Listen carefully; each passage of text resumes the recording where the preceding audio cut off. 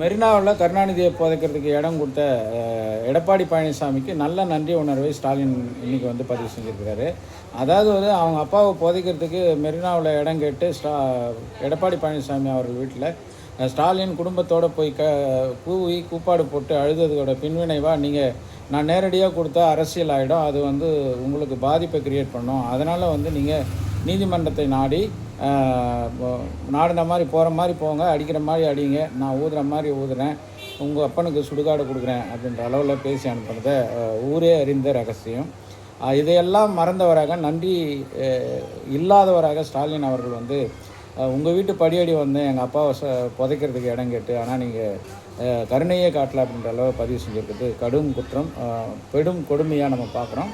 இதையும் தாண்டி கருணாநிதிக்கு மறைமுகமாக சுடுகாடு கொடுக்கறதுக்கு புதைக்கிறதுக்கு இடம் கொடுத்த 2 பாவிகள் அப்படின்னு பார்த்திங்கன்னா, ஒருத்தர் பாட்டாளி மக்கள் கட்சியை சார்ந்த ராமதாஸ், இன்னொருத்தர் மறைந்த சமூக ஆர்வலர் உறவில் தெரிந்த